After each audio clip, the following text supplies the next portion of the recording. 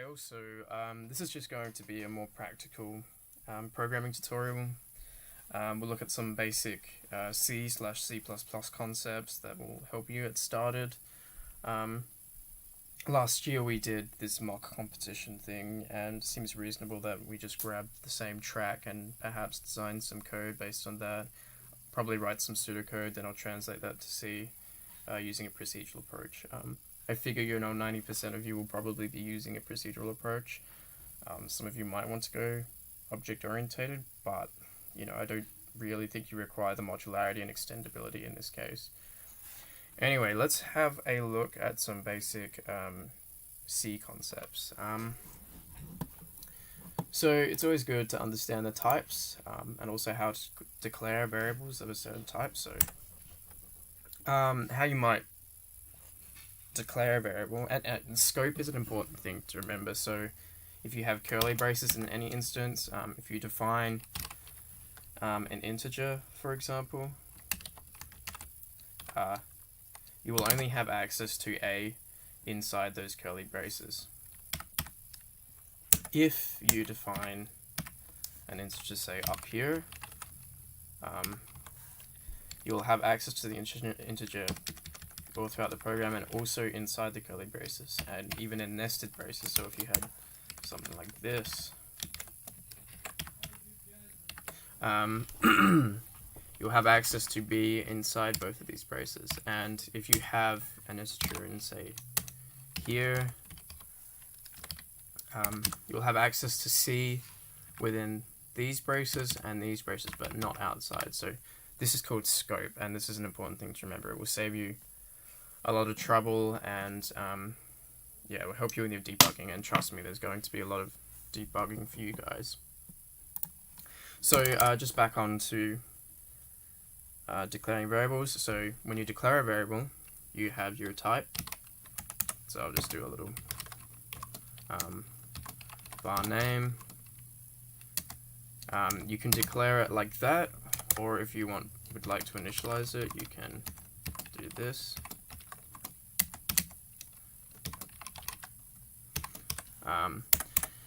So to look at some types, you have your integers, which is basically a whole number. It can be positive or negative. You have your floats, which is basically a decimal number. You denote it with an F, and that's there because you also have a double, which is like double the position of a float, but you don't put the F there. So you can have negatives, 0.0, 0. You have doubles, which, well, I mean, it will look the same when you actually initialize it. A double, that is. And then you also have characters, what are we, G, which might look like that. And yeah, you also have some other keywords that you can use to be more specific about the type. So say that we wanted an integer that isn't allowed to be negative. So if we try to make it negative, you get a compiler. So you might have unsigned int equals 5. If you try to do this, you'd get a compiler error. And using this, it sort of makes it easier for the programmer. If he tries to use one of his variables in a way he shouldn't be, then you get a compiler error. If you don't do this, and you try to use H in a spot where it may become negative, if the compiler doesn't complain, and then you end up getting a runtime bug, then you're in trouble. And obviously runtime bugs are harder to figure out than compilation time bugs. You could also use this unsigned keyword for floats as well. So you might have something like this. Again, if you tried to do this, compile error. And you can use, again, you can use this unsigned keyword for doubles as well. You've also got the const keyword. So if I did something like this, const unsigned, whoops, int wheel diameter, it's 100, might like the units to be in millimeters. You can't change wheel diameter from that point on. So if you tried to go, hey, I don't want the wheel diameter to be 100 anymore, I want it to be 50 millimeters, then you actually get a compiler error again. So it's up to you whether you use constants or like the unsigned keyword. There's even more keywords like long, short, if you want it to be specific size. We don't really need that. That's really just if you want to essentially save RAM. If you're limited with RAM, which might occur in embedded systems and stuff like that, yeah, you might want to do that. But in our case, I really doubt with the size of our program that we're going to have problems in that regard. So yeah, you've got your types to declare a function. The format is like this: return type, function, just add two numbers together. So you would do it like this: our return type is the integer, and we want to pass two integers. And then we would simply do this. Alternatively, you could do something like this. This is one of my favorite parts about programming. It's like you can solve a problem multiple different ways. It can be a good way or it can be a bad way, but you can do it however you want to, really. And you could return some like that. What else we got? So you might touch on enumerators a little bit. So basically an enumerator type is basically a thing you can have that can be of different options, basically. So if you had color, the options you could set it as could be like red, green, blue, yellow. So imagine, in your return you had your main function, which is where things start, basically. We should know that. And you want to basically a variable that represents the color. So you go like this. So you could have color of eyes. And, my eye's blue, so we go blue. So then, the color of eyes equals blue. By the way, all this is doing is basically declaring 4 constants. And you can actually define more specifically what these are equal to. So I could go to 2. By default, red is going to be set to 0, green is going to be set to 1, blue is going to be set to 2, and yellow is going to be set to 3. So enums just make things more intuitive, basically. Like you could do this another way, like you could just remember what a 0 represents, a 1 represents, but this makes it much better. So you could have in your main function like a switch statement like color of eyes, and you could do different cases like case red, case blue. This is like a really neat way of doing this as well. There's multiple cases where you want something like this. Case yellow, and you might have like, if my eyes are red, well, that'd be crazy eye color. I wish my eyes are red. By the way, the standard output is not available on Arduino, so we can't actually use cout, but just for this purpose. So you could do something like this. Yeah, so you could do this, in multiple different ways. So you might have, in like flag-based programming, in a state-based machine, you might have different flags, and based on the flag, you would have a switch statement, and you would do a certain action based on that. There's ways to get around this, but enumerators are a really neat way of doing this. I really like them. Yeah, so that's your enumerators. That's a switch, by the way. Not sure if you need that. You know, you can do it with if statements. But basically, you know, it only works with integers as well, or like integer constants and stuff. You basically pass in the variable you want to check, and then you have different options, you know, of what it might equal. And underneath, break means that it won't check these other ones, by the way. So, you know, you could have two different options that are acceptable, but if it hits the first one first and it breaks, then it gets out of the switch. If we didn't do this, then it actually, it does this, and it checks these ones also. So it's basically a performance thing, or just so that you don't want it to execute other bits. Because imagine if you had, I know that red is just 0, so if you had 0 here, and you didn't have this break, it would hit this, and then it would also go into 0. And so, hello. So yeah, that's what the break is for, so we don't execute the other statements. Break can also be used for loops, so imagine if you had a while loop, and by the way, a while loop where you set the condition to true, that will run forever basically. If you had a break in here, it would jump out the loop.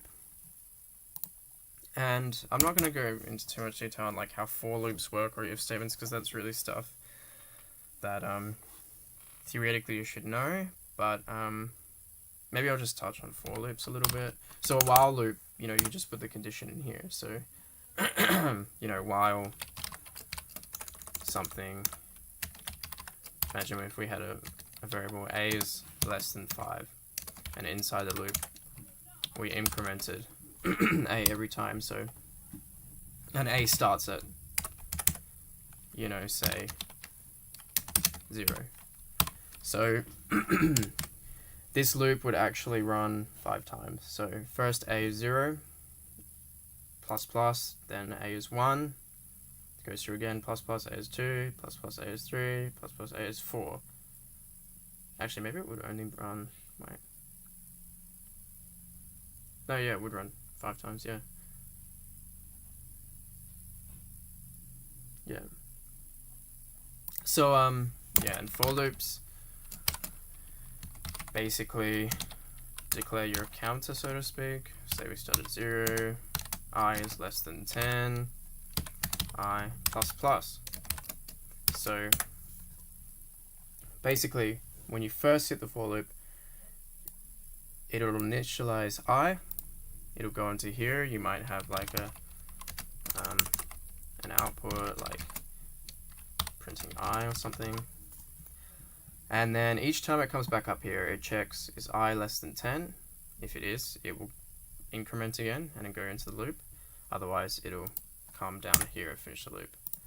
So yeah, it checks that I is less than 10, increments, goes through again. That's how basic version of for loop. You can be fancy with a for loop, like theoretically you can turn it into a while loop. So you could get rid of this, get rid of this, and just like before, you could have a is less than 5, and you could do exactly the same thing, just increment a each time you go through the loop. So with a for loop, you basically have your initialization section, which is here. You can initialize more than one variable. It's pretty flexible, and then here you have some condition. You can also string together the conditional operators and stuff like that, and over here you can put your increments, and you can also have multiple increments. So just a brief overview. Jeez, I must be getting hungry. This is like a brief overview of just some C concepts. How about we actually look at programming for a mock competition? So we could look at some pseudocode first. So have over here, hang on, I'll just get it on the other screen. So,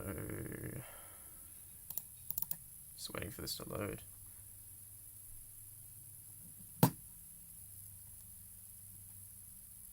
Cool, okay. So, we got this mock competition. Oh, it's too big. Oh man, what's going on? Okay, so we've got this mock competition track.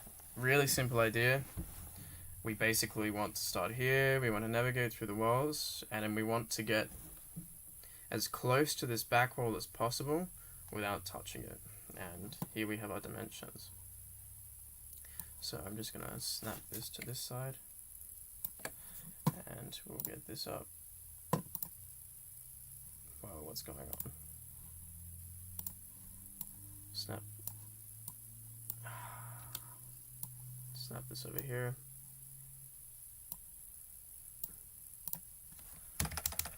Alrighty then. So, what might the pseudocode look like this? Look like in this case? So,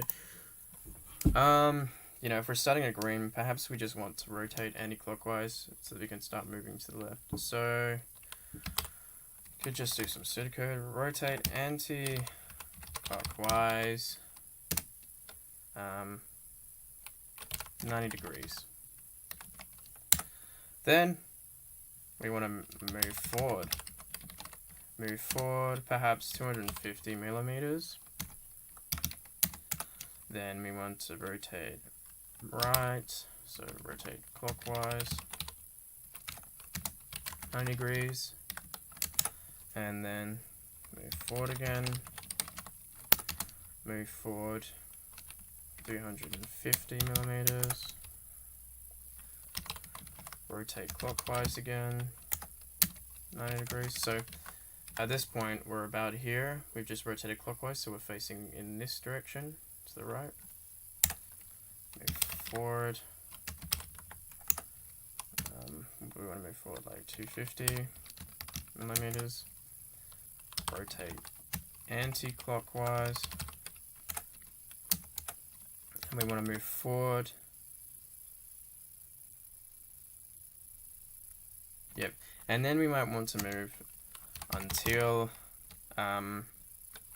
distance from final wall is 15 millimeters. Just an arbitrary number. Okay, so we have some pseudocode. That's it. This is how you'd want to plan it. Alright, so let's think about how we could translate this to C. I always like to start sort of in your main routine. So in an Arduino case, we've got to set up and loop functions. Let's put this to the right. Alright, so let's just create a sort of template. We've got a setup function. Josh went through this, by the way, so your loop function. Ooh, should probably do a return type. I don't think it matters if you don't have the return type, but I guess we should. Loop. So we'll probably just do this chunk inside the loop function. Once the Arduino executes the setup function, it goes into the loop function. Hang on, I'm just going to check that I'm actually recording here for a second. Yes, I am. Cool. Okay. Okay. So how we think about how we might want to do this with C functions. If we're going to abstract these sort of physical movements into functions, that would be a really great idea to make everything more readable and easier to work with, especially if we need to modify the code and if we need to modify the actions the robot takes. So perhaps we can have a rotate function. I haven't written these functions yet, but we can do this first and we can write them later, like the actual implementation. So, and we'll probably have some constants or an enumerator to define direction. So we'll just guess that eventually we'll have a clockwise constant, which is a really neat way of doing it. And then we want it to move forward 250. So perhaps we can have a function that does this. So we might define later on some constants or an enumerator that defines forward and backwards motion. So perhaps in this case our function could be move. We pass in a direction we want to go forwards, backwards, and then we pass in the distance that we want to move. And then again we have rotate. So next thing, rotate clockwise. Whoops. Using constants. So rotate clockwise. Also, considering in our pseudocode we're only doing 90 degrees turns, I'm just going to like presume that's a default, so we don't have to define that. Next thing is a move forward 350, 250. I'm going to rotate another clockwise. I'm going to move forward. What have we got? 250, 250. I'm going to rotate anti-clockwise. And then we gotta, so we want to move until we're about 15 millimeters from the wall. So maybe we can have a function called move until we say in the direction of forward. So we're say 15 millimeters. So maybe we'll define a move until function to sort of like get information from a sensor, and it keeps checking the sensor until it's under 15 millimeters and it stops the movement. Okay.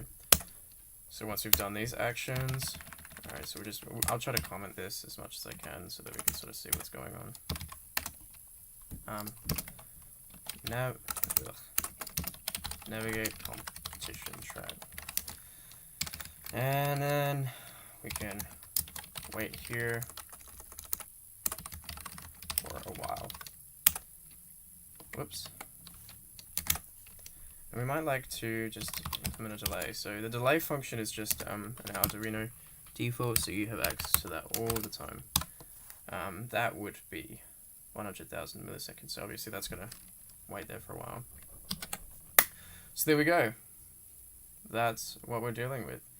Now we need to work out how to actually implement these functions. So let's just go through these, functions one by one, define them. That's how I would probably code this up. It's probably easier that way. Let's have a think about this. Okay, so let's define our rotate function.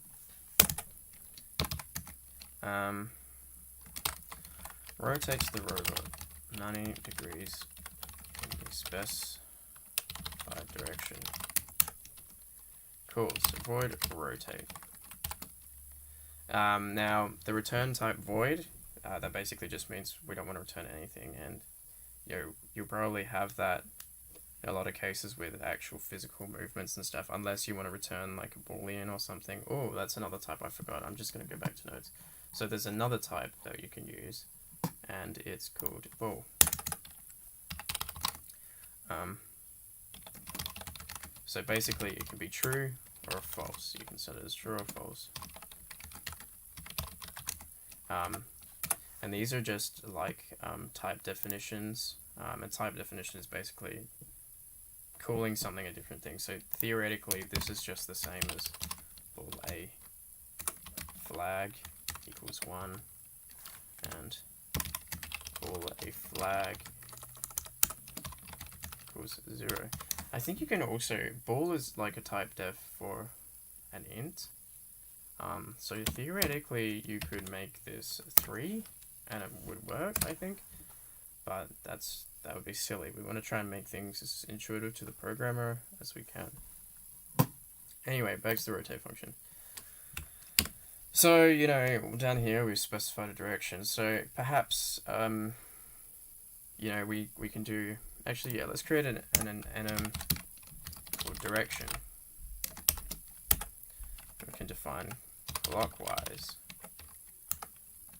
anti-clockwise, maybe forward and back. So now we can actually use this type direction, and that's what we're passing in here. Okay.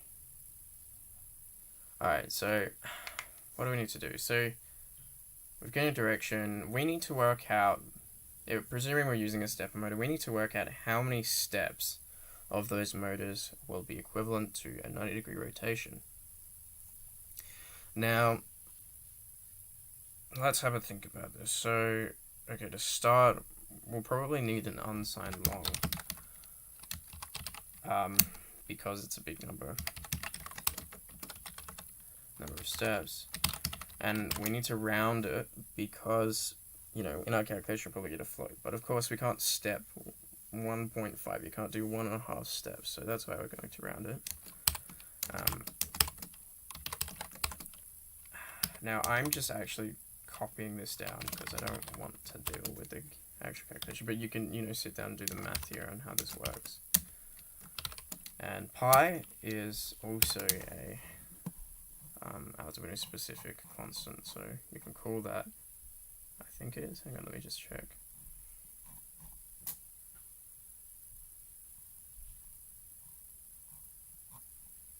Yeah, it looks like it is. So you can just call this constant and it'll give you 3.14 blah blah blah. Float, we need distance between wheels. So this is a constant we will define up there at the top of the program. We'll define that in a minute. It's always a good idea, it's like, you know, as you use things, you define them once you finish with them. Yeah, I'm just gonna check this. Okay.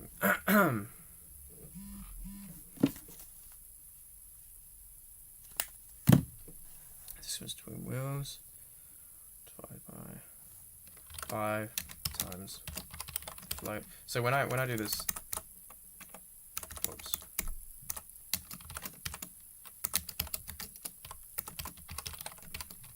When I do this, it's basically just casting an integer to a float. And I'm doing that so that we get some more accurate calculations. Oh my god.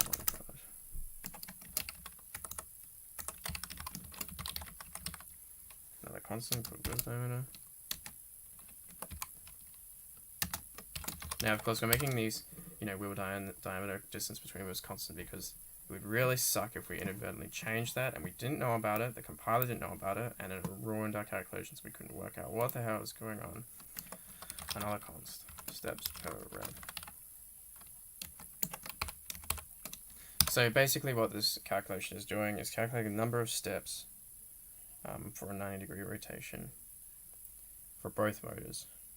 And of course, one motor will go in one direction. If we're using a differential turn, one motor will go in one direction, the other motor will go in the other direction. Simple as that. So, got our number of steps calc.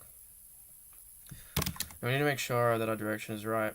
So, let's define a direction factor, which will basically, you know, make it negative or positive.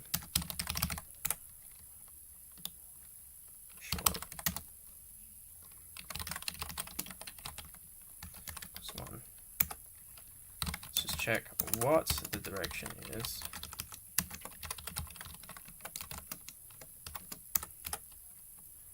By the way, you don't always have to use curly braces with an if statement if you've only got one line in there. I find it really clean just to do this.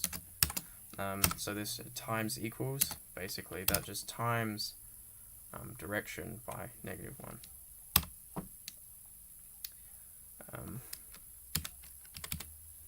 So this is just making sure we've got the right sign and direction. Okay, so, now how do we actually want to communicate with the motors? I think most of you will probably be using a library called XL Stepper, so we'll just use that. Let XL Stepper know how many steps. So we'll just presume that we'll define two XL Stepper motors, a write motor, and the library provides a move function. So you basically just put in the number of steps, negative or positive. So we'll put in our direction factor, the number of steps, and right motor factor. So this right motor factor / left motor factor, this is basically just correcting the orientation of the motor on the robot. So obviously a positive turn of the motor will be the same for both motors. That means that even if you had a positive turn on both motors and you've orientated your other motor in the other direction, then that one wants to go back, the other one wants to go forward. So you need to do this, you need to correct it. So based on how you oriented the motors, you set these right motor / left motor factors. and we want the left motor to move the same amount, but obviously in the opposite direction, so we add the negative there. And yeah, see this editor, by the way, is called Atom. It's similar to Sublime Text. It's really nice. It's got autocomplete and everything. The Arduino IDE is okay, but I don't think it's got autocomplete, so it's sort of annoying. If you want to be efficient at programming, you need autocomplete, trust me. Working in industry, you need to pump out code real fast. So if there are steps left, then we need to step the motors. We actually have control over the motor step, and we can check if there's distance to go with each motor. So while the right motor dot distance to go is not equals to 0, so basically it is their distance to go, or left motor dot distance to go is not equal to 0. So we want to make sure that we get through all of the steps that the motors want to go. So we check that if there's steps left for either motor, then we step them. And this run will basically just run down the next step. If there's no steps left, then it won't do anything.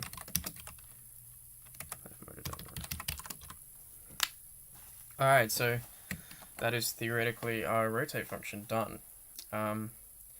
We've used a few constants in here. We defined our direction constants, but we've got some other ones as well. So how about we define those? We've got, let me see.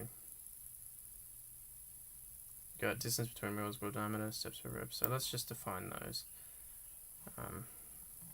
So how might we define? So const unsigned int or diameter, and let's just say we've got a 100 meter wheel diameter for now. This might not be the case for you. We've got another constant unsigned int steps per rev.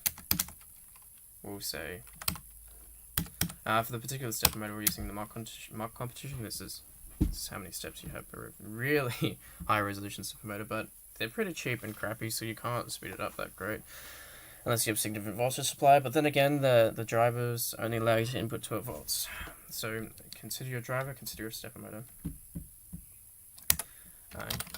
Constant unsigned. Whoopsie daisy. Distance between wheels 230. What else did we use? Those motor factors. So right motor factor. We'll just say that that's 1, and because the left motor is orientated differently, we'll say that's -1. So you can change these depending on how you orientate it, and like these as well, you can change these. And that seems like all the constants we used. Awesome, so that's basically our rotate function done. Okay. What else have we got? We got a move function. So let us define a move function, yeah. Actually, no. So we did actually use these axial stepper motors. So let me show you how to define these motors. It's going to be different depending on your driver and your stepper motor, but you can easily look that up. So this is how you define your stepper motors. So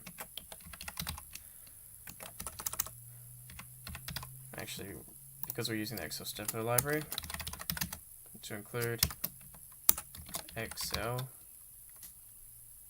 stepper .h. So as you should probably know, this is how you include other files, .h files, .cpp files, whatever. So have access to external libraries.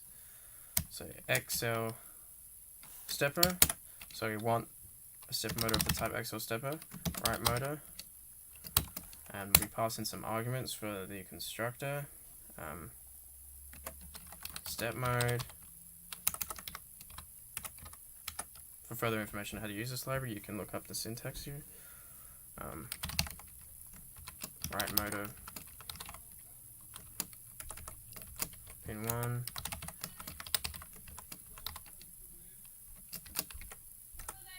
pin 2,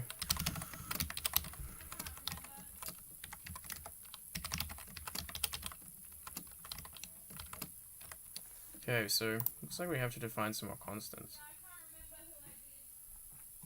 So these will be equal to the pins that you've hooked up the motor pins to on the Arduino. So let's just define these. Okay, I'm just gonna cheat and copy this over, and also this. Of course, you can like pause this video and write this out and everything. Hoping this will become sort of a template for you guys, because it really does work well with a lot of scenarios, and you can add to it whatever. This at least will provide you movement, assuming you have a differential drive. So we've got those constants now. So we've defined our write motor, so this is now how we access our write motor. We can call its member functions. So this is some object oriented stuff. So XLStepper is a class, defines different properties and behaviors. It defines a move behavior, a run behavior.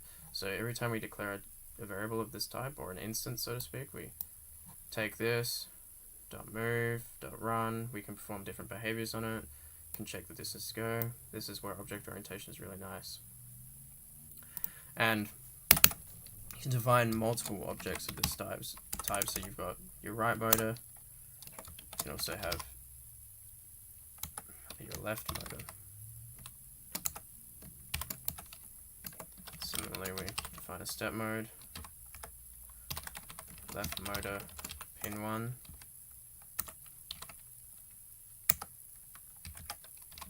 left motor, pin 2, and like, I mean, like how nice is the autocomplete on this thing? It's so good. Pin 4. Okay, so we've got our two stepper motors we can play with, right motor and left motor. That's how you define your stepper motors with XLStepper. So depending on your driver and your stepper motor, this basically what you stick into here will be different, but you can look this up and people have examples. The C Arduino community is like really extensive online. Nice. Okay, so now we can look at our move function, I think. Next function in our list. I might actually have a break, but yeah, I can upload this video in 2 segments, so yeah. I'm just gonna get some food, so I'll catch you guys in a bit.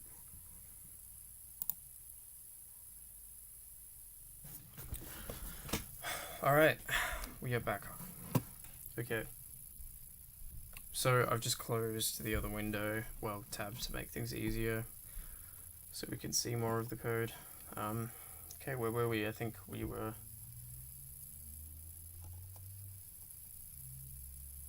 implementing the move function. Alright. Okay, so what do we got here? The rotate function.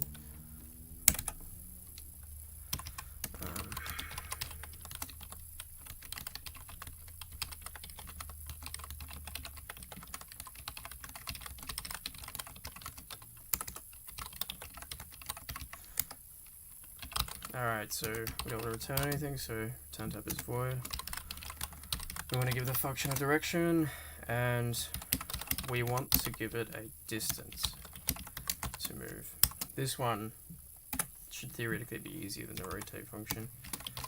Calc number of steps required.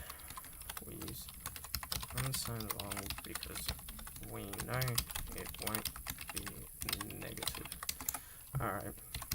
Unsigned long number of steps equals round. Again, same deal, we want to round it because we don't want to float. Distance pi float build diameter. Again, I'm not really going to go through these calculations, this is just math. Not exactly the programming. Alright. Alright, we just want to make sure we got the right sign, so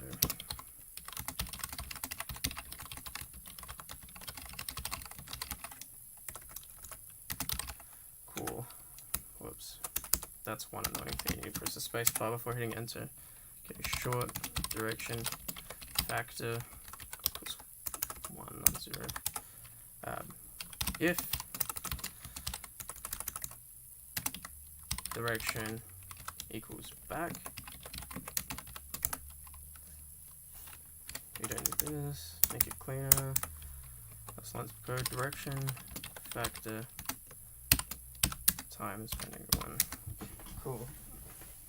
Alright, so again, similarly to rotate, we want to let Excel stepper how many steps we need to do.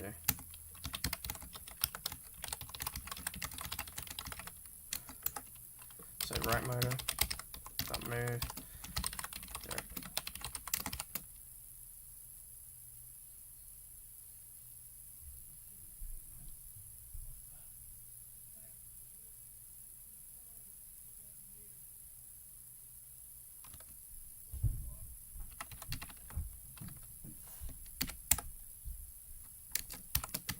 Alright, sorry about that.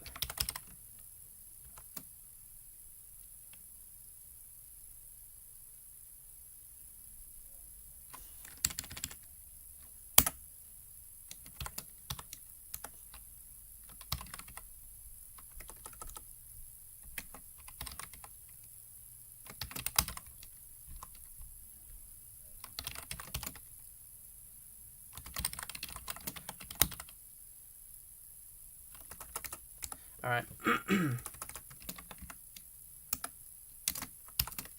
Number of steps times left. Cool. Okay. Again, similarly to the rotate function, we just want to keep running the motors, keep them stepping until there's no more steps to do. So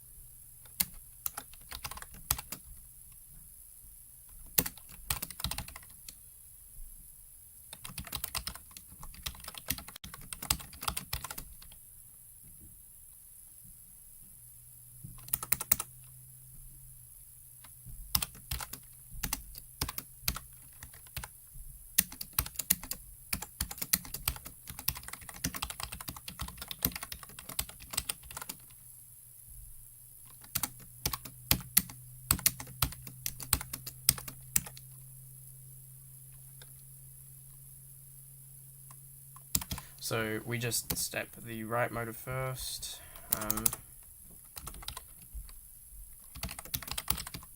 run, and then we step the left motor. So, you know, if you slowed things down, you would see the right motor step first and the left motor, but obviously it makes no difference. Don't know why that didn't indent. Cool. So that's pretty much our move function now. Don't have anything new in there, so next thing to implement is this move until function. We can implement that here.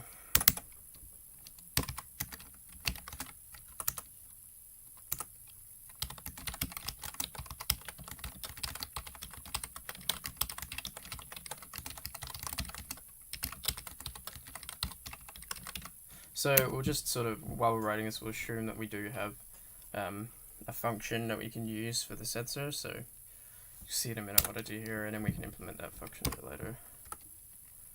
Okay, so void move until we want a direction. I don't know why this is like updating so slowly. It might be working on my Surface. I think the window capture software slows things down a little bit. It's sort of annoying, but sensor distance. We'll call that sensor distance. The distance we want to get within before we start moving.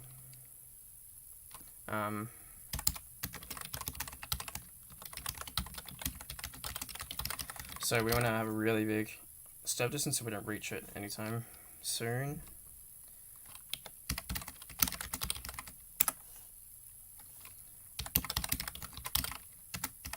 And just a note, you don't have to use the unsigned keyword here. You could just say long or even integer. I mean, yeah, 10,000 should be within the integer range. Yeah, it's almost redundant actually using long here, but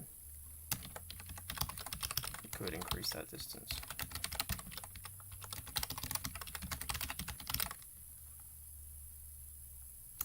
Cool. Right motor dot move number of steps right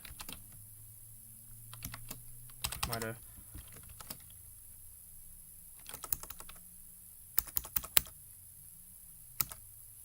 Now I just realized we give a direction but we don't actually use it, so that's redundant. I'm gonna just leave it there for now, but note this direction is not required. You know, maybe if you had a sensor on the rear of the robot and on the front, then it would be useful, but in this case, we've just got a distance sensor on the front of the bot. Just take a note of that.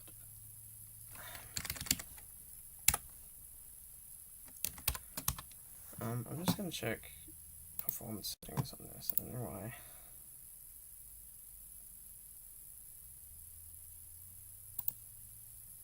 why it's so slow. Apparently best performance. Alright.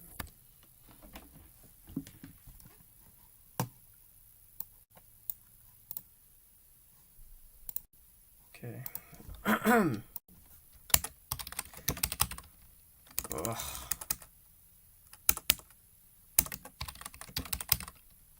Oh my god, it would really help if you updated faster, please.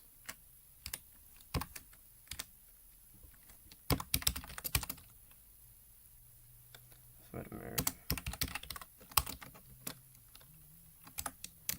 times left motor factor.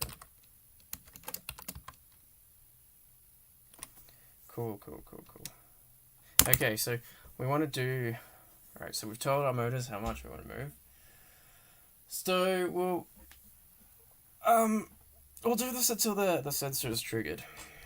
So while the sensor isn't triggered, step the steppers. While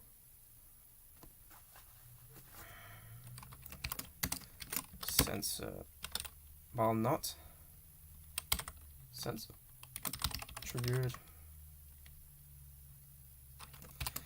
Say we give this function a distance.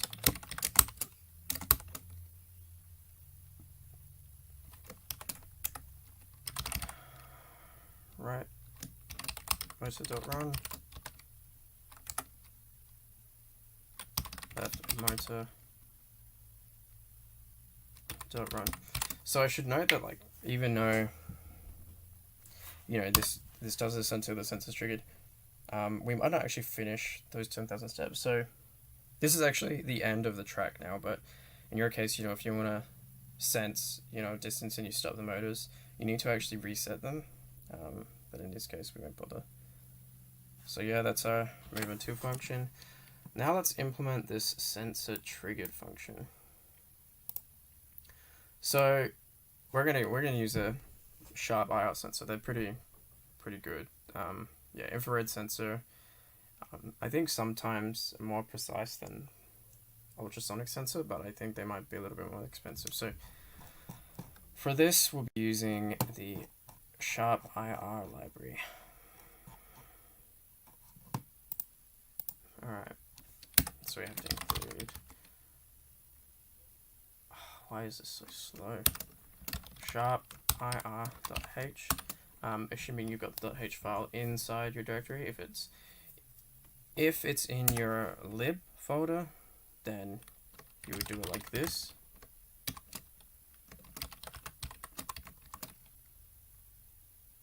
Come on, buddy, show up. You would do it like that.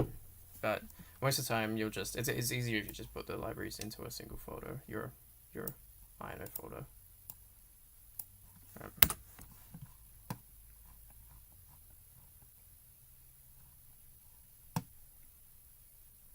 Oh, come on. Alright, let's just shove it down here. Actually, yeah. The compiler will probably complain because we haven't declared these functions. So basically, you know, if we call, actually I'll just put it up here, but if I call sensor triggered, then it expects it to be up here. If it's not up there, then we need to declare the signature way up here. Tell the compiler that we have all these functions we're using. You know, I'm just gonna save this and reopen it to see if that makes it smoother. Right now it's really bad. Terribly slow.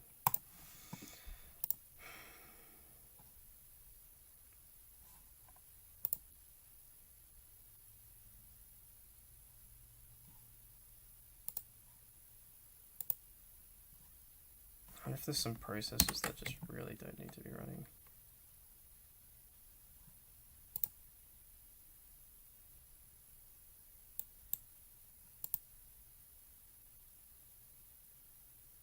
I mean, it's just taking ages to open as well. Apologies for this, guys.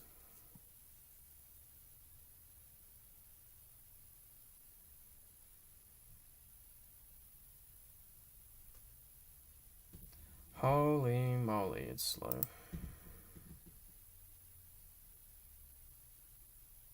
Alright, I'm just gonna stop the recording for the moment and restart and see if that fixes anything. I'll be back. Alright, I'm back again. I think I fixed it. Alright, let's write this sensor triggered function.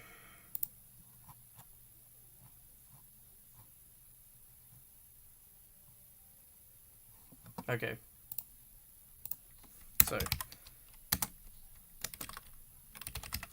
turns true if the sensor is given a distance less past target distance, and false otherwise.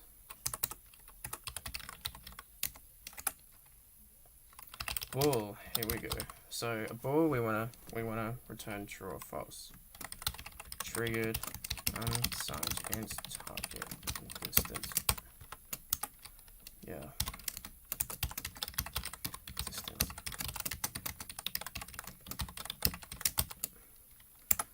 Cool. Return true.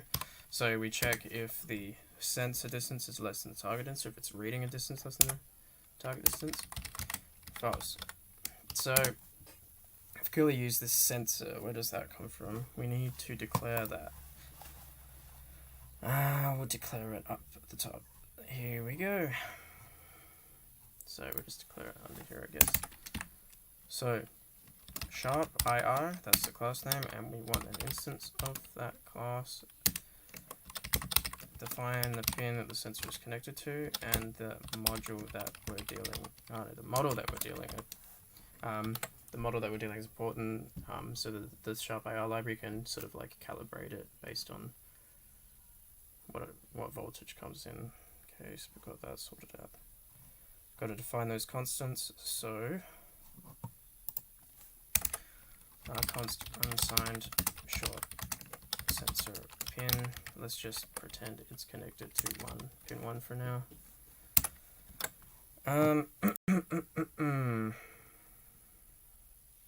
Sensor model.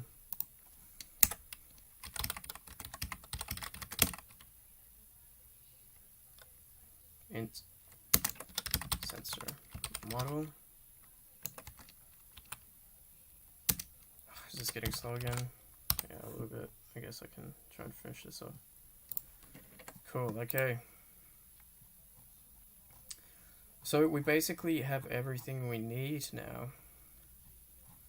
Move into a move. Alright, we haven't yet defined our setup function. So we go do that.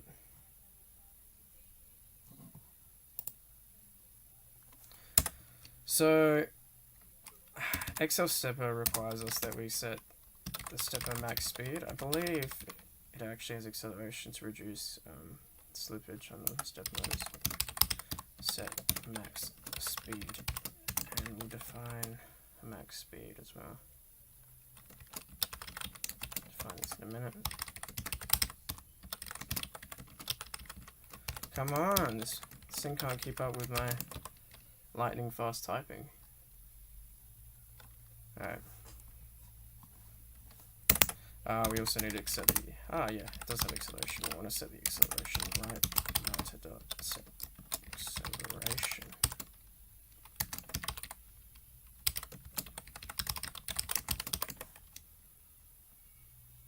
And again, we'll define these constants in a minute.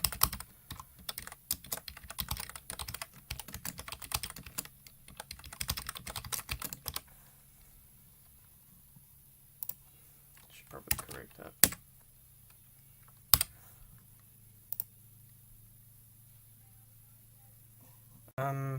Okay, so one thing we do need to do is define some of the stepper pins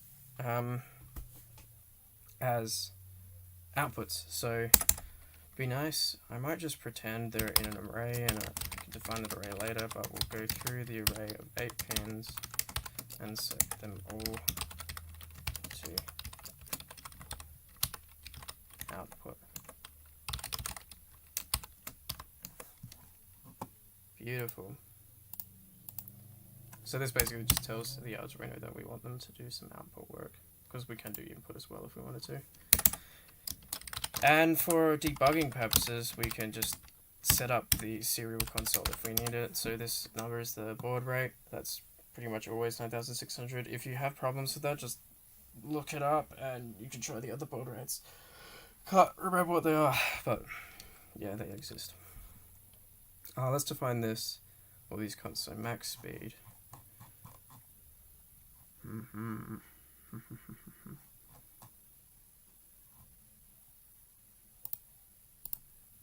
So yeah, I'll make this code available to everyone. Upload it to my uni. Pretty much a good template. Cool.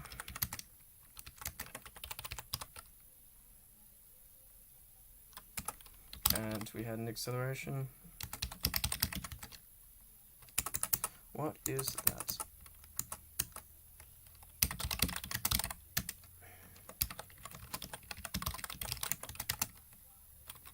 Max acceleration 1000. I'm not really sure what these units are, but you can also look that up. I think these values work. Pretty arbitrary though.